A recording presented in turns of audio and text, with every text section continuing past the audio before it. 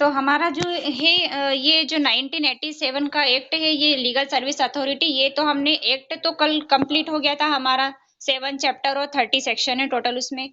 और अब हम रेगुले ये रूल्स करेंगे आज, MP state legal service authority rules 1996। Voice clear है जी? तो इसमें जो है ये रूल्स है, इसमें टोटल रूल्स 26 है। और इसमें जो है कि चैप्टर नहीं है, और इसमें एक अनुसूची दी गई है जिसमें ए से डी तक उसमें क्लॉज दिए गए हैं।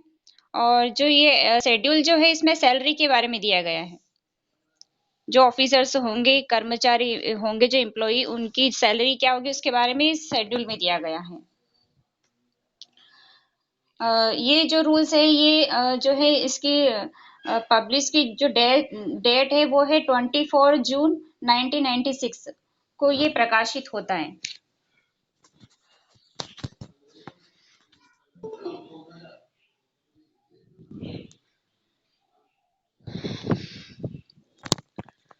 अ, तो इसका जो फर्स्ट इसका ये है ना, इसमें जो धारा 28 द्वारा प्रदत्त शक्तियों को प्रयोग में लाते हुए जो एक्ट है ना, विधिक सेवा प्राधिकरण अधिनियम 1987 जो है, इसकी जो सेक्शन 28 है उसके द्वारा जो शक्तियां दी गई है उनको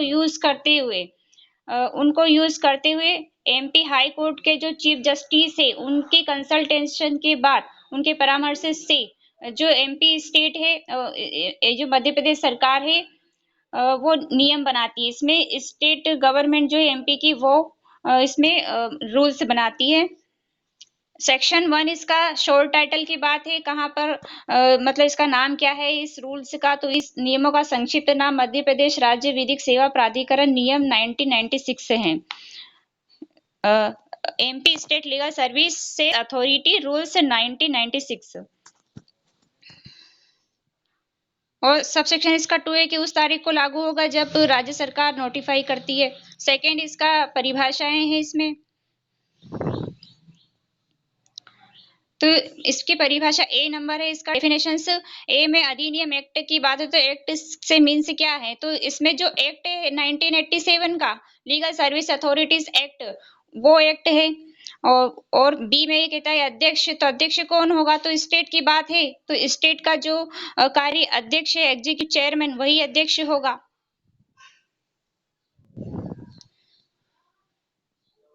और इस यथास्थिति मतलब इसमें जिले में भी अध्यक्ष जो है वो अध्यक्ष होगा, और जो तालुक का अध्यक्ष है, तहसील या उपखंड का जो डिवीजन का है, वही इसमें अध्यक्ष होगा।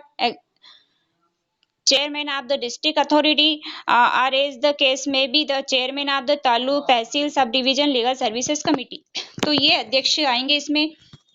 और सी विधिक व्यवसायी की बात करता है, लीगल प्रैक्टिशनर का वही अर्थ होगा जो उसके लिए अधिवक्ता अधिनियम 1961 में दिया गया है। और डी नंबर का इसका वो कर दिया गया है, ओमिट कर दिया गया है।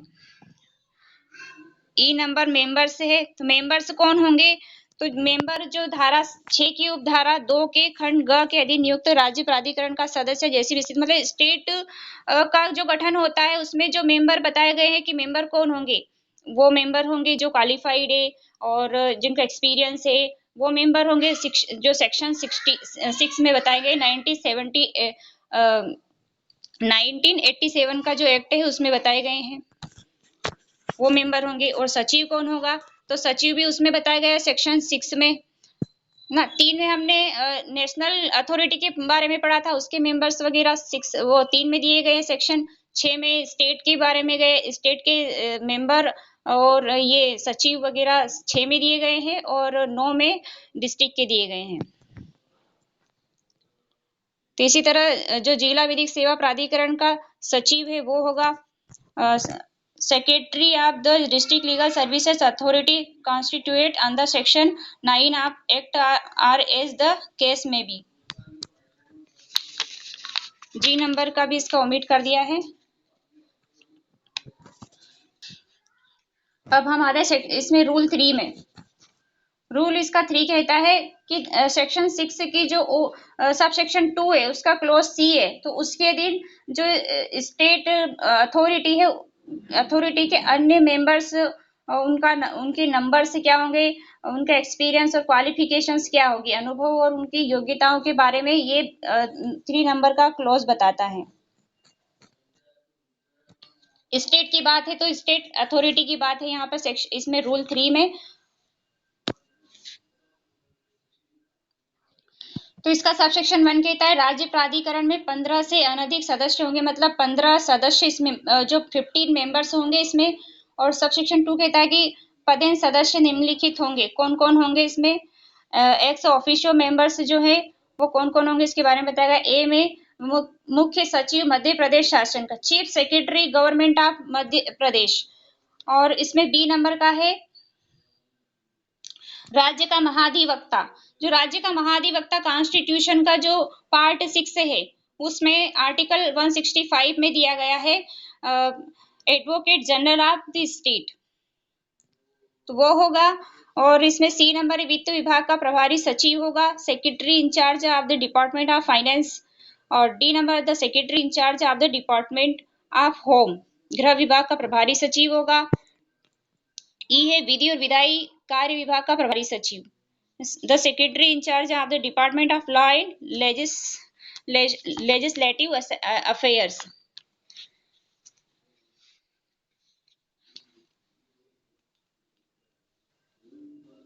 एक है registrar general of Madhya Pradesh high court, जो मध्य एमपी हाई कोर्ट का जो रजिस्ट्रार जनरल है वो होंगे। जी नंबर है इसमें chairman of the MP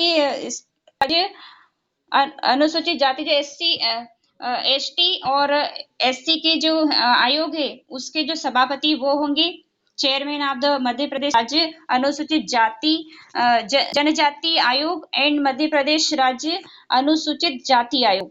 H में चेयरमैन, एक चेयरमैन ऐसे होंगे जो state bar council of Madhya प्रदेश में होंगे।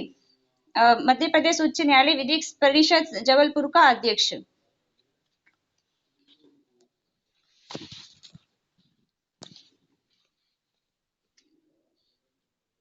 जो बार काउंसिल में चेयरमैन है इसमें एमपी के वो वाले चेयरमैन होंगे। और इसमें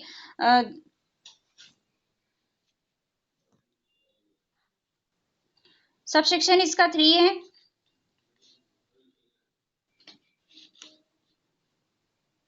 राज्य सरकार इस नियम के उप नियम 4 मतलब जो रूल है, ये रूल जो दिया गया 3 इसका जो ये रूल है इसका सब रूल 4 है में विहित अनुभव तथा योग्यताएं रखने वाले सदस्यों में से जो क्वालिफाइड है और एक्सपीरियंस है, जिनको ऐसे 3 मेंबर्स को,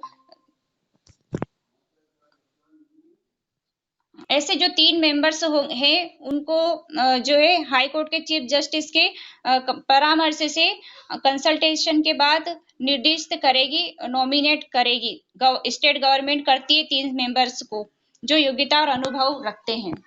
और सब इसका 4 है रूल, सब रूल 4 है कोई भी व्यक्ति राज्य प्राधिकरण का सदस्य नाम निर्दिष्ट किए जाने के लिए तब तक योग्य नहीं होगा जब तक वो ये क्वालिफाइड नहीं है इन चीजों में। एक ए नंबर है इसका ऐसा सुप्रसिद्ध सामाजिक कार्यकर्ता, मतलब जो एससी एसटी और महिलाओं बालकों इनके कमजोर वर्गों के उन्नति में लगा हुआ हो, ऐसा होना चाहिए, एक पर्सन ऐसा होना चाहिए। और बी इसमें विधि के क्षेत्र में सुप्रसिद्ध व्यक्ति होना चाहिए, an eminent person in the field of law.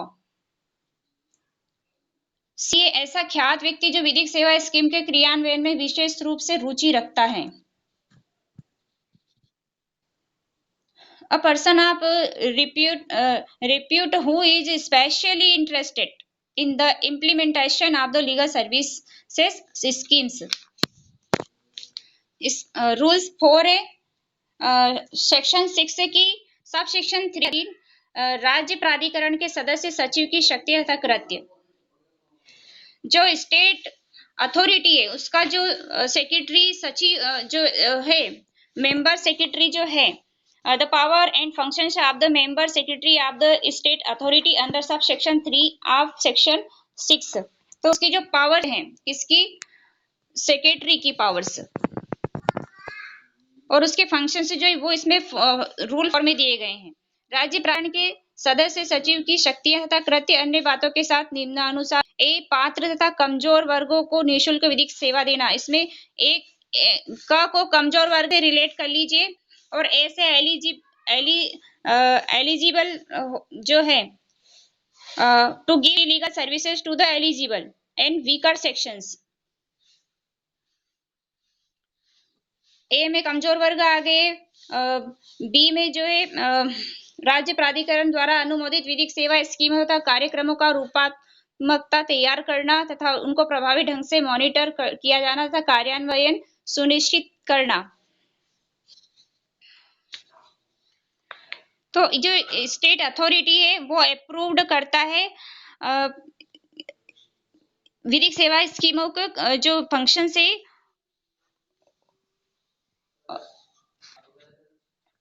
schemes and programs approved by the state authority and ensure that their effective monitoring and implementations।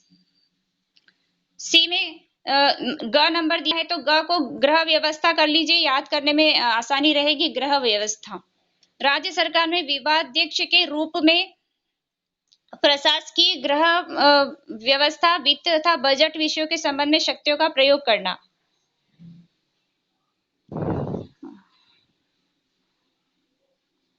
To exercise the powers in respect of administrative, housekeeping, finance and budget matters as head of the department in the state government। D में राज्य प्राधिकरण की संपत्तियों, अभिलेख तथा निधियों का प्रबंध करना। To manage the properties, records and funds of the state authority. इसमें मतलब रिकॉर्ड और फंड है, डी से रिकॉर्ड और फंड रिलेट कर लीजिए।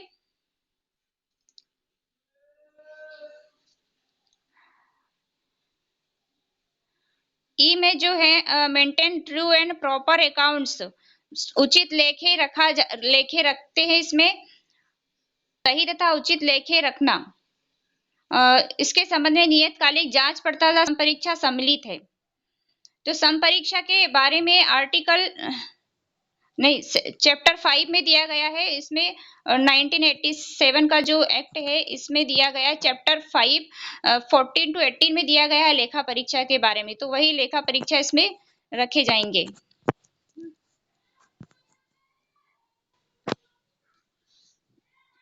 एफ नंबर आता है to prepare annual income and expenditures accounts and balance sheet of the set authority.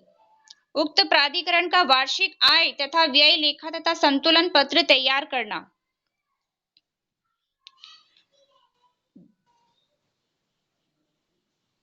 Ji number है इसका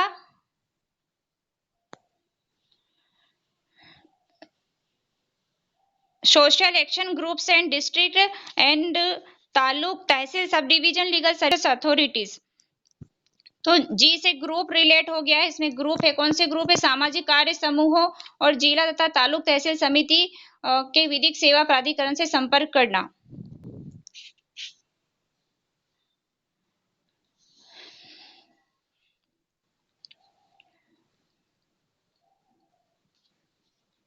एच नंबर है, इसमें ज से हो गए जानकारी रखना। इसमें जानकारी रखी जाती है ज नंबर में। एच में to maintain up to date and complete statistical information including progress made in the implementation of various legal services programs from time to time। तो इसमें जो है समय समय पर दी गई प्रगति को सम्मिलित करते हुए आदि दिनांक तथा संपूर्ण सांख्यिकी जानकारी रखी जाती है। इसमें जानकारी रखी जाती है ज नंबर में।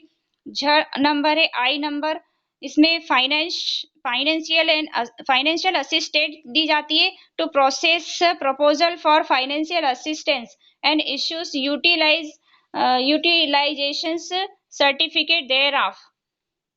वित्तीय सहायता के लिए प्रस्ताव तैयार करना और उसका उपयोग प्रमाण पत्र जारी करना।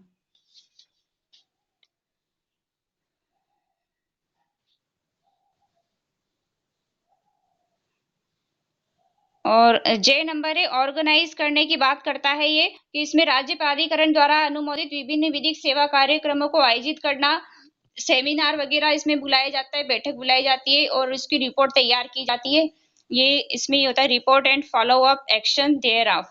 के नंबर है इसका विधिक सेवा कार्यक्रमों के विभिन्न पहलुओं के बारे में साधारण को जानकारी देने के लिए ये वीडियो वगैरह बनाए जाते हैं, फिल्में तैयार की जाती है, प्रचार सामग्री, साहित्य प्रकाशन सामग्री बनाना, तैयार करना, ये सारी चीजें टेट नंबर में आती है, के नंबर में।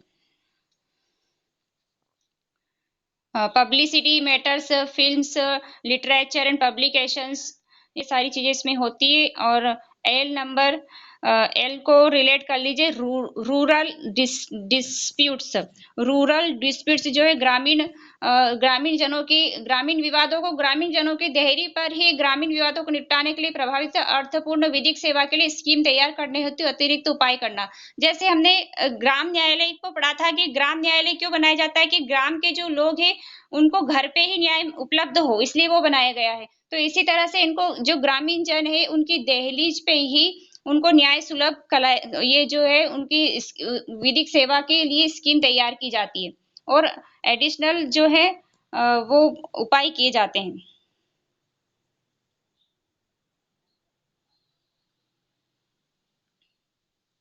एम नंबर है इसका, एम में to perform such of the functions assigned to him under the scheme formulated under section 4B of the act.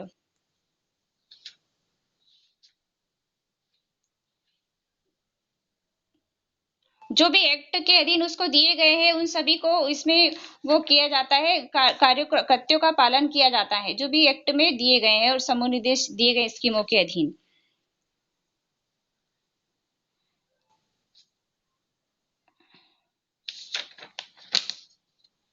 Rule 5 है कार्यकारी अध्यक्ष की पदावधि, terms of office of the executive chairman.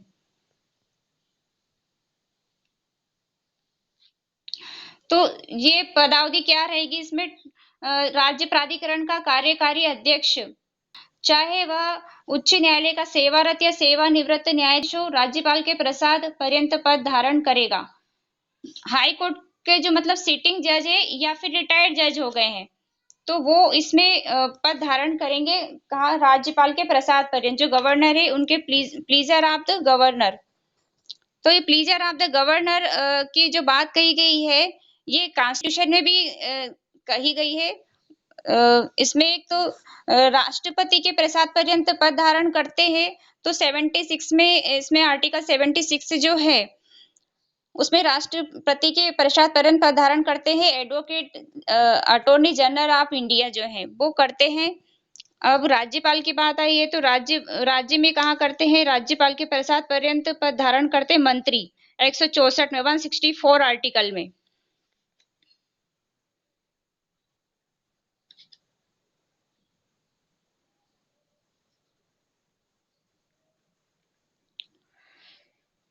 और हाई कोर्ट की बात है इसमें तो हाई कोर्ट के जो है वो पद धारण करते हैं 217 में 217 आर्टिकल जो दिया है उसमें करते हैं। राज्य राज्य का जो महाधिवक्ता है जनरल एडवोकेट जनरल ऑफ जो स्टेट के जो है एडवोकेट जनरल वो इसमें 165 आर्टिकल है उसमें करते हैं प्रसाद पर्यंत पद धारण, राज्यपाल के प्रसाद पर्यंत। ऐसे यहाँ पर जो स्टेट अथॉरिटी जो है उनके जो कार्यकारी अध्यक्ष है वो हाई कोर्ट के जो रिटायर्ड जजमेंट जज है और जो सिटिंग जज है वो जो है राज्यपाल के प्रसाद पर्यंत पद धारण करते हैं। और ये वाला क्वेश्चन आया था 2016 में, 16 में आया था ये वाला। 6 इसमें रूल 6 है राज्य विधिक सेवा प्राधिकरण के मुख्य संरक्षक, कार्यकारी अध्यक्ष और उच्च न्यायालय विधिक सेवा समिति के अध्यक्ष हेतु विशेष उपबंध।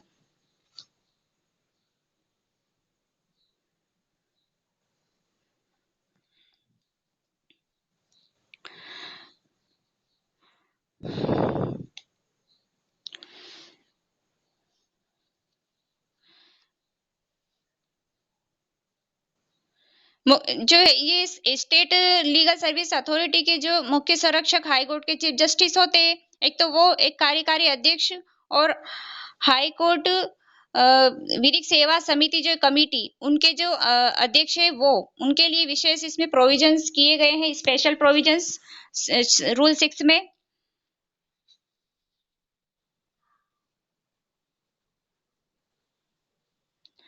तो इसमें इसका सब रूल कहता है कि राज्य विधिक सेवा प्राधिकरण के मुख्य संरक्षक कार्यकारी अध्यक्ष, यदि वे हाई कोर्ट के वर्तमान न्यायाधीश हो और हाई कोर्ट की विधिक सेवा समिति के अध्यक्ष हो, यथा स्थिति राज्य प्राधिकरण अथवा हाई कोर्ट विधिक सेवा समिति के कार्य के संबंध में की गई यात्राओं के लिए यात्रा भत्ते, दैनिक भत्ते के भुगतान के हकदार होंगे, और यथास्थिति उक्त प्राधिकरण या समिति द्वारा हाई कोर्ट जज ट्रेवलिंग अलाउंसेस रूल्स 1956 के बंद के अनुसार संदर्भ किए जाएंगे।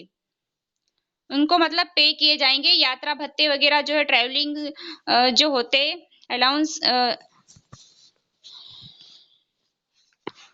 Travelling allowance rules 1956। अब इसमें सब रूल मतलब बहुत बढ़िया बात है इसमें सब रूल 2 में, मतलब इनको इतनी सारी फैसिलिटीज मिलती है। मतलब ये वाला जो रूल 6 है इसमें फैसिलिटीज की बात थी कि जो भी अध्यक्ष और सचिव और ये होते हैं जज वगैरह, इनको मतलब इतनी ज्यादा फैसिलिटीज मिलती है इनको। एक तो ड्राइवर भी दिया जाता है उनके मतलब, और वेतन तथा भत्ते, मतलब कार को रिपेयर करवाने के लिए तक, मतलब सब चीजें, हर चीज की फैसिलिटीज इसमें दी जाती है। अब इसका हाँ, इसमें 2 नंबर है इसका सब रूल 2 का 1 हमने कर लिया, कार में मतलब उसको ड्राइवर भी दिया जाता है। सब रूल उसका 2 कहता है कि इसमें एक स्टाफ कार तथा एक चालक उपलब्ध कराया जाता है। कार चालक के वेतन तथा भत्तों के साथ ही कार के रख रखाव मरम्मत के मध्य व्यय तथा समिति द्वारा वहन किया जाएगा। तो ये सारी फैसिलिटीज इनको प्रोवाइड करवाई जाती है।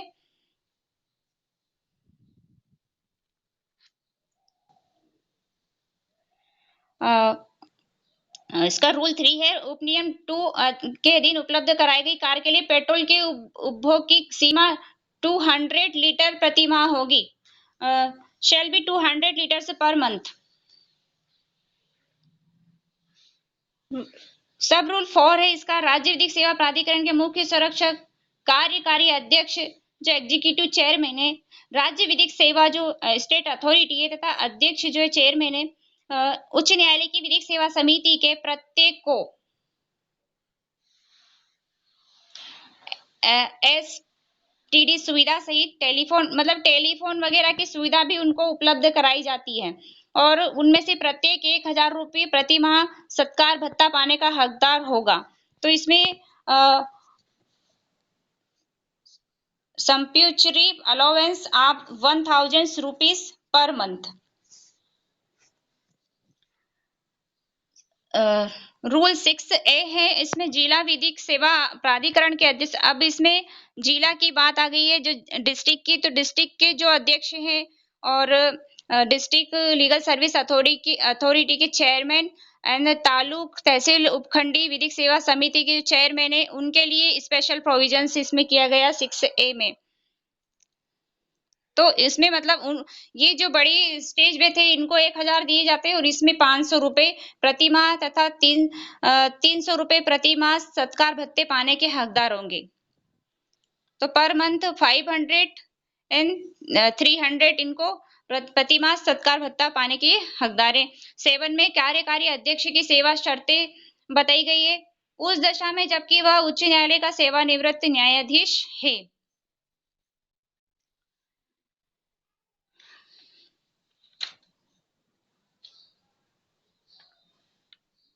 जहां राज्य प्राधिकरण का कार्यकारी अध्यक्ष हाई कोर्ट का सेवानिवृत्त जो रिटायर्ड जज है हाई कोर्ट के वो हैं, या राज्य स्टेट अथॉरिटी के जो एक्टिव एग्जीक्यूटिव चेयरमैन है, कार्यकारी अध्यक्ष हैं, रूप में अपनी पदावधि के दौरान हाई कोर्ट के जज के रूप में सेवानिवृत्त हुआ है, तो उनके लिए क्या प्रोविजन करता है। तो इसमें पहला नंबर इसका है कि उसके निबंध तथा शर्तें ऐसी होगी जो कि भारत सरकार, वित्त मंत्रालय, व्यय विभाग इसमें दिया गया इसका क्रमांक और इसके दिनांक जो है 8 अक्टूबर 1987 में या ऐसे सुसंगत आदेशों में निर्दिष्ट होंगे जो कि आयोगों समितियों के नियुक्त हाईकोर्ट के सेवानिवृत्त न्यायाधीश को लागू हैं।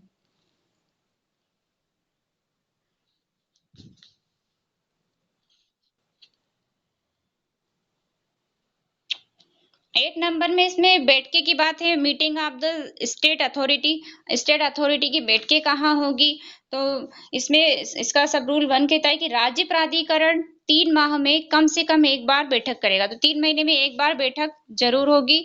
और तीसरा सेकंड इसका है कि सदस्य सचिव जो हैं, जब मुख्य संरक्षक द्वारा या उसकी अनुपस्थिति में कार्यकारी अध्यक्ष द्वारा इस प्रकार निर्देशित किया जाए। कार्यकारी अध्यक्ष के द्वारा सदस्य सचिव को निर्देश दिया जाता है, डायरेक्टेड किया जाता है by the patron in chief or in his absence by the executive chairman. जब एग्जीक्यूटिव चेयरमैन अनुपस्थित है तो नहीं, मुख्य संरक्षक द्वारा या उसके अनुपस्थित कार्यकारी अध्यक्ष द्वारा इस प्रकार निर्देशित किया जाए। राज्य प्राधिकरण के कार्यकारी अध्यक्ष के परामर्श से नियत किए जाने वाले स्थान, तारीख तथा समय पर राज्य प्राधिकरण की बैठक बुला सकेगा। जो स्टेट अथॉरिटी है उनके जो कार्यकारी अध्यक्ष है उनके परामर्श से इसमें जो टाइम और वो बैठक का स्थान इसमें वो फिक्स किया जाता है।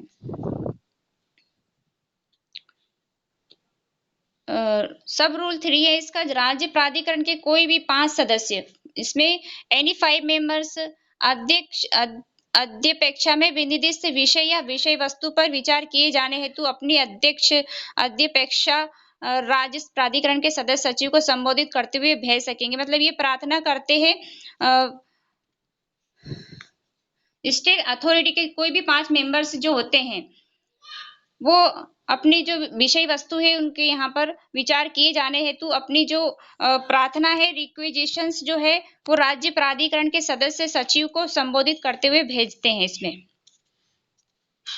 और ये जो प्रार्थना मिलने पर 4 नंबर कैसे कहता है कि अध्यपेक्षा की प्राप्ति पर रिक्वेजिशंस रिसीव्ड होने पर सदस्य सचिव जो है मुख्य संरक्षक या उसकी अनुपस्थिति में कार्यकारी अध्यक्ष के अनुमोदन से अध्यपेक्षा में विनिर्दिष्ट विषय या विषय वस्तु पर विचार किए जाने के लिए राज्य प्राधिकरण की एक बैठक बुला सकेगा।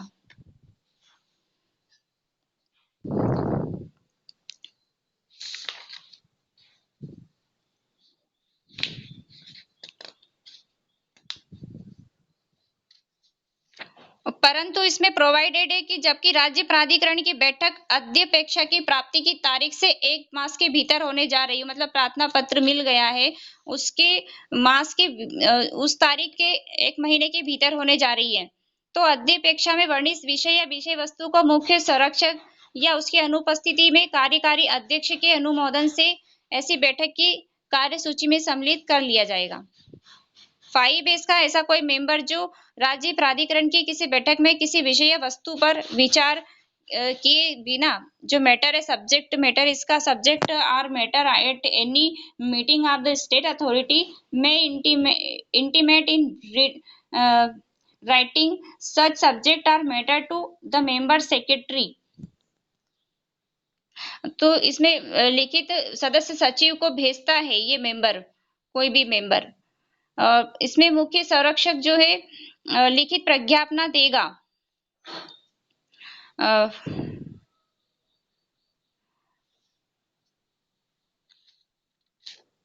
प्रज्ञापना मतलब ये कंसिडरेशन रहता है, इसमें लिखित में देता है अपनी अनुमति। प्रज्ञापना बैठक की सूचना जारी किए जाने के पूर्व प्राप्त नहीं होती तो सूचना में वर्णित उस विषय या विषय वस्तु पर बैठक के पीठासीन अधिकारी की अनुज्ञा से विचार किया जा सकेगा। 6 है इसका, सदस्य सचिव बैठक के लिए सदस्यों को 7 दिन की सूचना देगा। जब बैठक होती है तो जो मेंबर सेक्रेटरी है वो 7 दिन की नोटिस देता है उसके पहले मेंबर्स को, 7 दिन पहले नोटिस दे दी जाएगी बैठक के पहले। 7 में इसका है राज्य प्राधिकरण का मुख्य संरक्षक या उसकी अनुपस्थिति में स्टेट अथॉरिटी का जो मुख्य संरक्षक होता है वो हाई कोर्ट के चीफ जस्टिस होते हैं, उसकी अनुपस्थिति में कार्यकारी अध्यक्ष राज्य प्राधिकरण की बैठक की अध्यक्षता करेगा?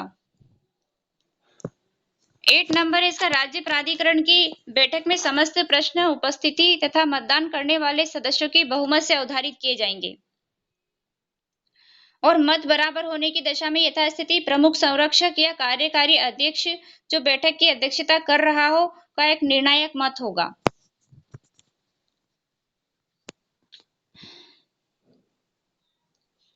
नाइन में इसमें बैठक के लिए गणपूर्ति।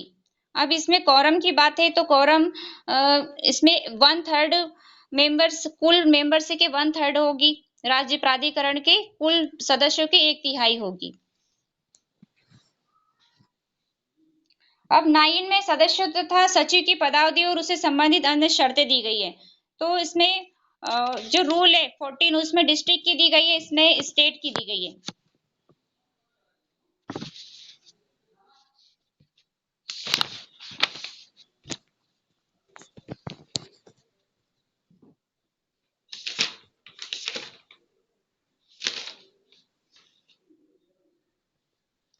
पूरी क्लास पूरी क्लास अटेंड नहीं करते हैं, सब चले जाते हैं बीच में ही। वो उनको लगता है कि कुछ नहीं है इसमें, पता है आगे बहुत अच्छी चीजें आने वाली है और फास्ट ही हो जाएगा सब कुछ कंप्लीट। एक लोक अदालत स्कीम भी है, वो भी हम कंप्लीट कर लेंगे वैसे।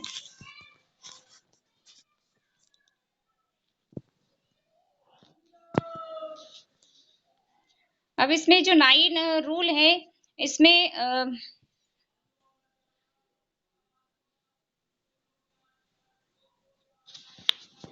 कितने वर्ष की अवधि तक बने रहेंगे, तो इसमें जो है राज्य सरकार द्वारा नियम 3 के उपनियम 3 तथा नियम 3 उपनियम 2 के खंड ख मतलब जो क्लोज बी है इसके अधीन नाम निर्दिष्ट जो किए गए हैं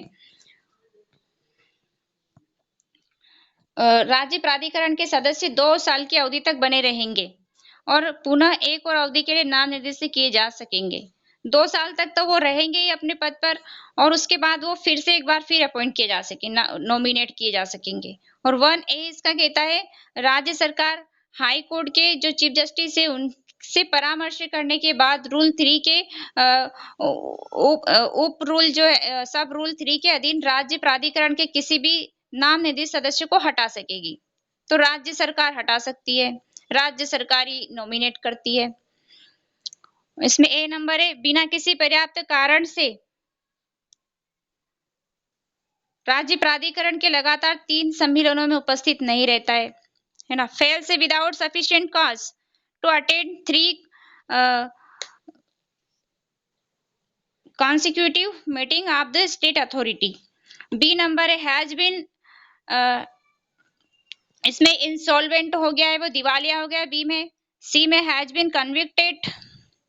डी में हैज बीन फिजिकली और मेंटली इनकेपेबल हो गया है, शारीरिक अथवा मानसिक रूप से असमर्थ हो गया है।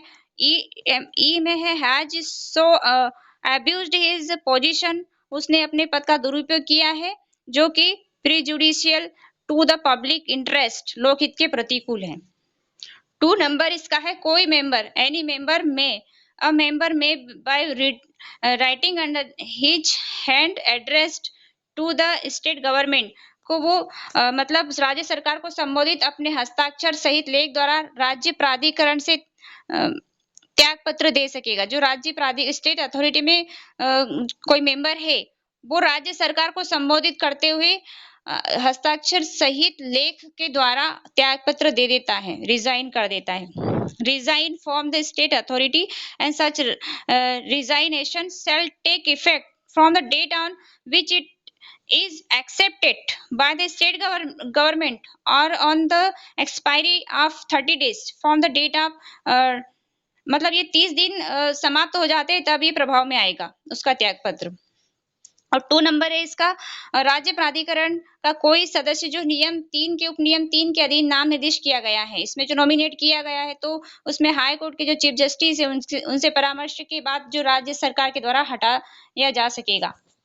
राज्य सरकार अपॉइंट करती है, नॉमिनेट करती है और स्टेट गवर्नमेंट ही उसको हटा सकती है। यदि राज्य सरकार की राय में सदस्य के रूप में बना रहना वांछनीय नहीं है तीसरा है इसका कि राज्य प्राधिकरण का सदस्य न रहे तो रिक्ति की पूर्ति मूल नाम निर्देशन के अनुसार की जाएगी और इस प्रकार निर्दिष्ट व्यक्ति उस व्यक्ति की जिसके की स्थान पर उसे नाम निर्दिष्ट किया गया है शेष अवधि के लिए सदस्य के रूप में बना रहेगा। मतलब उसकी जगह पर कोई और को नॉमिनेट किया गया है और जितने मतलब उसने 1 साल, मान लो वो जो था उसने 2 साल इसमें टाइम दिया गया है, 2 साल तक बना रहेगा। तो 2 साल में से मान लो उसने 1 साल तक काम किया है, उसके बाद उसने त्याग पत्र दे दिया है कि जो बाकी का जो 1 साल बचा है उतने 1 साल तक के लिए वो मेंबर बना रहेगा।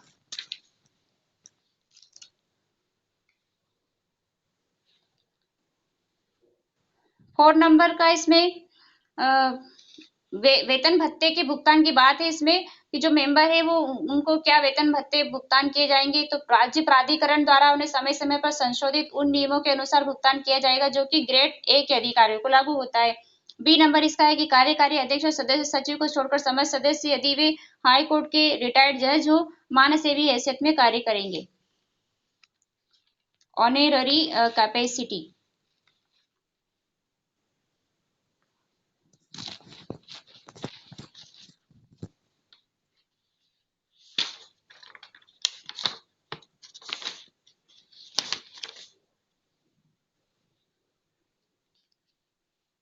रूल 10 है इसका, the number of officers and other employees of the state authority under sub section 5 of section 6। इसमें रूल 15 में डिस्ट्रिक्ट अथॉरिटी की बात कही गई है, जो सेक्शन 9 में कॉन्स्टिट्यूशन होता है इसका गठन होता है। आप और हम बचे हैं, बस सब चले गए।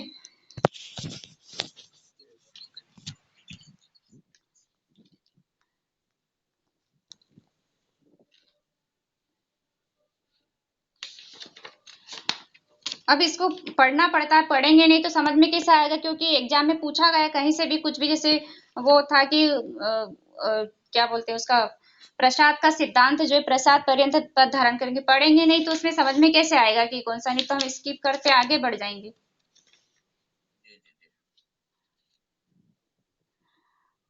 Number of officers and other employees of the state authority under sub section 5 of section 6। 6 में तो स्टेट अथॉरिटी की बात है, तो अधिकारियों तो अन्य कर्मचारियों की संख्या, तो उतनी संख्या में अधिकारी तथा अन्य कर्मचारी होंगे जो कि राज्य सरकार द्वारा हाई कोर्ट के मुख्य न्यायमूर्ति से परामर्श से समय समय पर अधिसूचित किए जाते हैं, नोटिफाइड किए जाते हैं टाइम टू टाइम। 11 जो धारा 6 की उपधारा 6 के अधीन राज्य प्राधिकरण के अधिकारियों तथा अन्य कर्मचारियों की सेवा शर्तें और वेतन तथा भत्ते। अब इसमें स्टेट अथॉरिटी की बात है, तो स्टेट अथॉरिटी की जो अदर कर्मचारी एम्प्लॉइज वगैरह है उनके वेतन भत्ते क्या होंगे।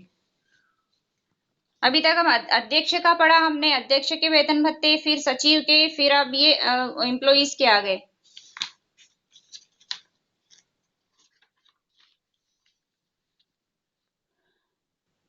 रूल 12 है इसमें, धारा 8 क की उपधारा 3 के अधीन हाई कोर्ट विधिक सेवा समिति के सचिव का अनुभव तथा योग्यताएं। अब इसमें हाई कोर्ट का जो विधिक सेवा समिति का सचिव है उनकी अनुभव और योग्यता की बात है।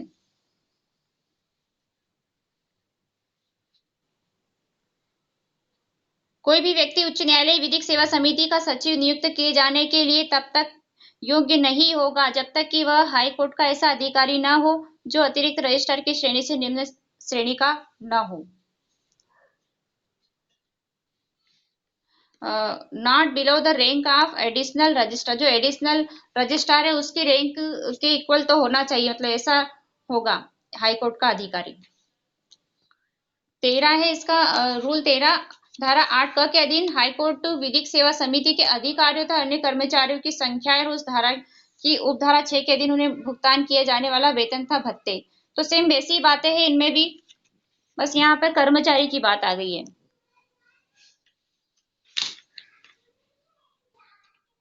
14 में रूल 14 है, धारा 9 की धारा 2 के खंड ख के अधीन जिला प्राधिकरण के सदस्यों की संख्या, अनुभव तथा योग्यताएं,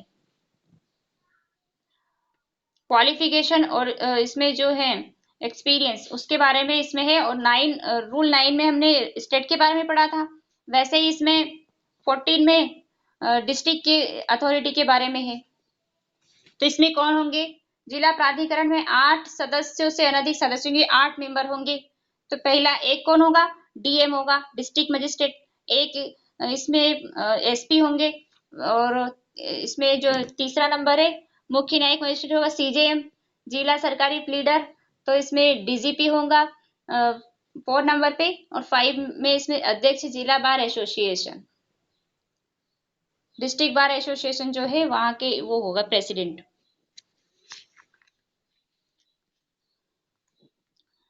बाकी तो वही सेम जो पढ़ के आए, जैसे वो व्यक्ति जिला प्राधिकरण का सदस्य नाम निर्दिष्ट किए जाने के लिए तब तक योग्य नहीं होगा जब वो मतलब सामाजिक कार्यकर्ता होना चाहिए, एसटी एससी के, अनुसूचित जाति और महिलाओं बालकों इनके लिए इनकी उन्नति में लगा हुआ होना चाहिए, ऐसा मेंबर होना चाहिए। और बी नंबर इसका कि विधि के क्षेत्र में दक्ष न हो तो वो क्वालिफाई नहीं होगा, तो होना चाहिए मतलब तब होगा वो का उसमें। ऐसा सुप्रसिद्ध व्यक्ति न हो, न हो का मतलब ये कि उसको मतलब होना चाहिए तभी वो योग्य उसमें नाम निर्दिष्ट किया जाएगा। और 5 इसका है 5 नंबर, एक राज्य सरकार द्वारा उपनियम 3 के अधीन नाम निर्दिष्ट जिला प्राधिकरण का कोई सदस्य 2 साल तक 2 ईयर्स तक बना रहेगा और एक और अवधि के लिए फिर से नाम निर्दिष्ट का पात्र होगा।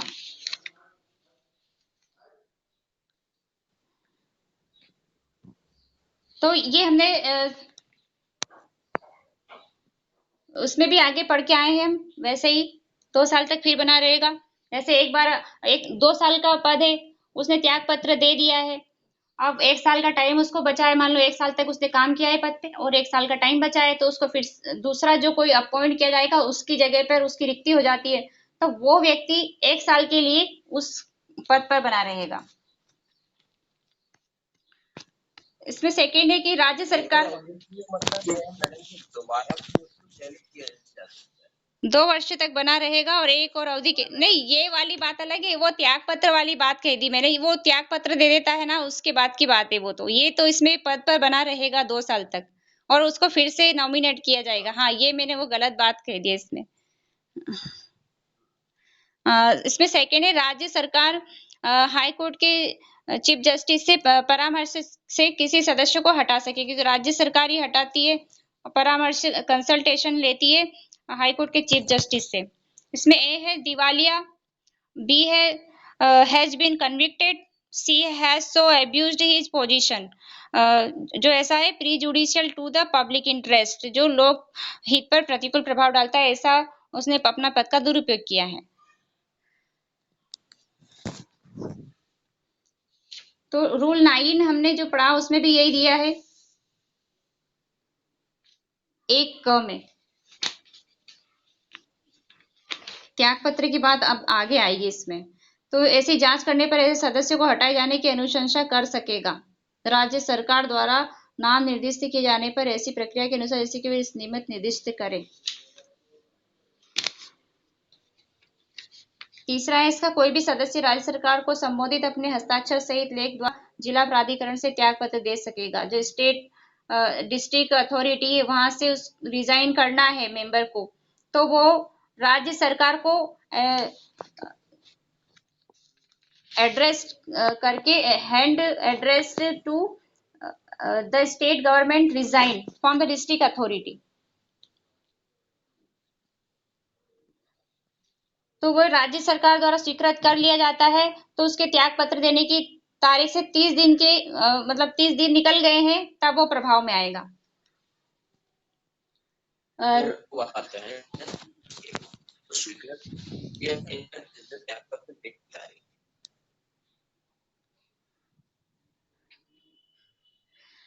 हाँ, अब रूल 9 में भी यही बात है सेम इसमें भी। और उसके बाद अब ये 4 नंबर आता है कि नाम निर्दिष्ट कोई सदस्य जो है मेंबर उच्च न्यायालय हाई कोर्ट के चीफ जस्टिस से अनुमोदन से अप्रूवल से राज्य सरकार द्वारा हटाया जा सकेगा। इसमें स्टेट गवर्नमेंट ही हटाती है यदि राज्य सरकार की राय है कि उसके सदस्य के रूप में निरंतरता वांछनीय नहीं है।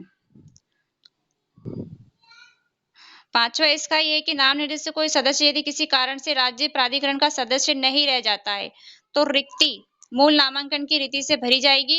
इस प्रकार नाम निर्देशित व्यक्ति उस सदस्य की बची हुई पदावधि के लिए जिसके स्थान पर वह नाम निर्देशित हुआ है सदस्य बना रहेगा। मतलब वही जैसे 2 साल के लिए अपॉइंट हुआ है और 1 साल तक काम किया है तो फिर वो 1 साल तक बना रहेगा। कौन बना रहेगा? जिसकी जो मतलब रिक्ति की पूर्ति के लिए किसी और को बनाया गया है उसकी जगह पर वो व्यक्ति बना रहेगा। वो सिर्फ समय के लिए। हाँ, वो कम टाइम के लिए उसको अपॉइंट किया। जो टाइम मतलब रिक्ति हो गई उसकी जगह उसने त्याग पत्र दे दिया, 2 साल के लिए अपॉइंट किया गया था। अब 2 साल उसने काम किया नहीं है, बाकी का 1 साल बचा है तो उसकी जगह जो मेंबर बनाएगा नया वो उसमें रहेगा। हाँ, अब इसमें जो 6 नंबर है इसमें वही ग्रेड डी के अधिकारियों को लागू होते के अनुसार जिला प्राधिकरण द्वारा संदर्भ किए जाएंगे। वेतन भत्ते वगैरह यात्रा भत्ते हैं ये सब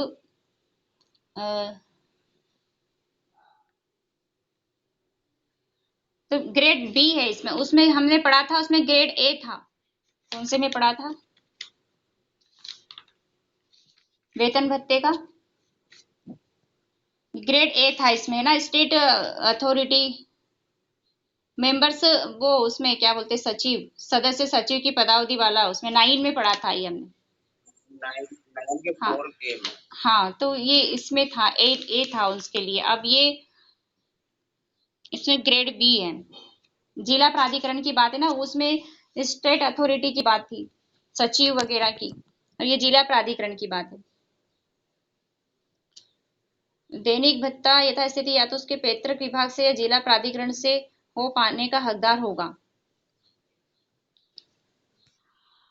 इसमें रूल 15 जो है ये धारा 9 की उपधारा 5 के अधीन जिला प्राधिकरण के अधिकारियों तथा अन्य कर्मचारियों की संख्या की बात है। अब डिस्ट्रिक्ट प्राधिकरण के जो है ऑफिसर्स और एम्प्लॉइज उनकी नंबर से क्या है संख्या क्या है उसके बारे में ये 15 बताता है। और रूल 10 में हमने इसमें स्टेट अथॉरिटी की बात पढ़ी थी कितनी संख्या होगी उनकी। उतनी संख्या में अधिकारी तथा अन्य कर्मचारी होंगे जो कि राज्य सरकार द्वारा हाई कोर्ट के चीफ जस्टिस से परामर्श के बाद समय समय पर अधिसूचित किए जाते हैं नोटिफाइड किए जाएंगे उतने होंगे। राज्य सरकार नोटिफाई करती है कंसल्टेशन लेती है हाई कोर्ट के चीफ जस्टिस से। और 16 है इसका धारा 9 की उपधारा 6 के अधीन जिला प्राधिकरण के अधिकारियों तथा अन्य कर्मचारियों की सेवा शर्त वेतन तथा भत्ते। तो इसमें भी भाई फैसिलिटीज की बात है। इसमें क्या फैसिलिटीज दी जाएगी उनको उनके बारे में 16 में 17 11 ए की उपधारा 2 के खंड ख के अधीन तालुक तहसील खंड उपखंडी विधिक सेवा समिति के सदस्यों की संख्या अनुपात योग्यताएं। अब यहाँ पे तालुक आ गया है तहसील आ गया है सब डिवीजन। तो इनके जो मेंबर्स हैं उनकी क्या संख्या और क्या एक्सपीरियंस होंगे क्वालिफिकेशंस क्या है उनके बारे में बताया गया। तो इनमें 5 मेंबर होंगे। तो वही इसमें एक पदेन सदस्य होगा स्थानीय बार एसोसिएशन का अध्यक्ष होगा और उपखंडीय अधिकारी होगा सब डिवीजन डिविजनल ऑफिसर। और तीसरा है जो सब डिविजनल पुलिस ऑफिसर होगा।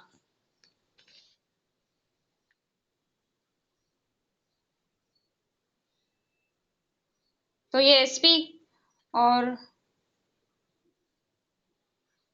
एसडीओ एसडीओ और एसपी। हाँ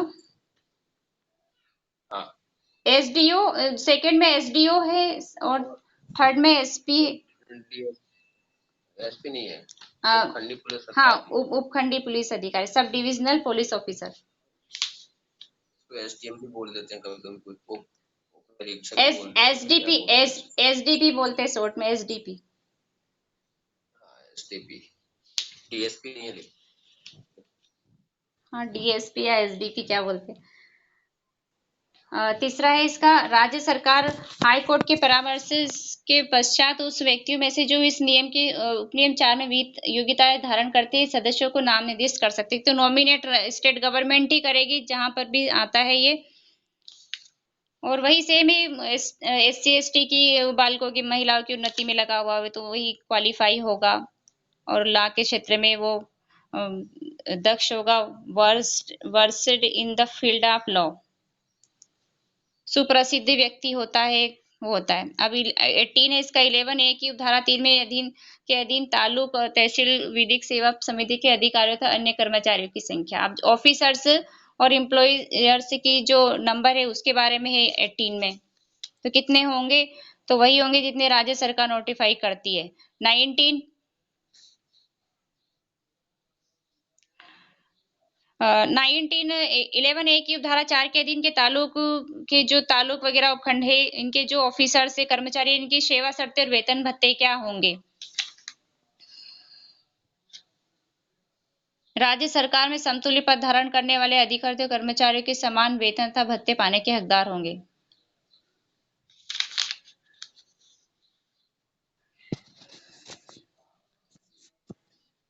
प्रस्त सुविधाओं के लिए हकदार होंगे जो राज्य सरकार द्वारा हाई कोर्ट के मुख्य न्यायमूर्ति के परामर्श से समय समय पर अधिसूचित की जाए।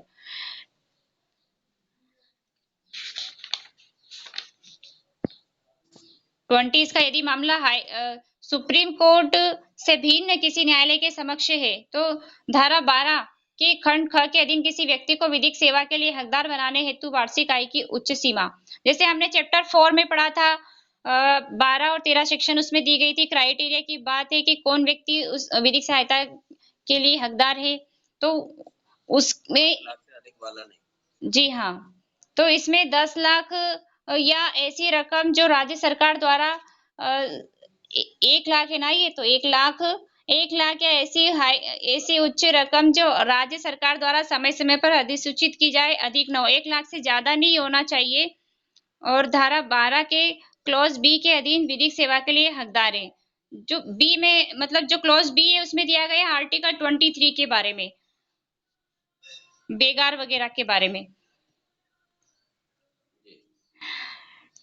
इसमें 21 है, धारा 19 की उपधारा 4 में निर्दिष्ट व्यक्तियों से भिन्न लोक अदालतों के व्यक्तियों का अनुभव तथा योग्यताएं। अब इसमें क्वालिफिकेशन एक्सपीरियंस क्या है?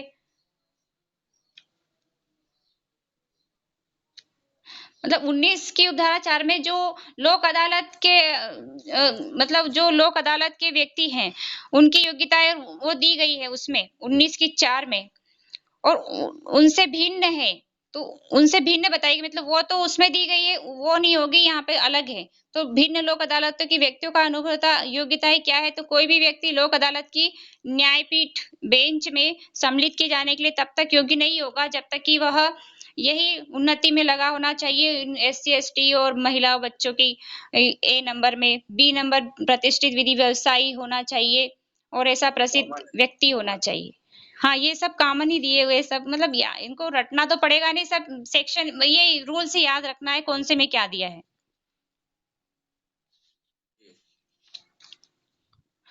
22 MP विधिक सहायता तथा विधिक सलाह बोर्ड के अधिकारियों तथा कर्मचारियों का आमेलन।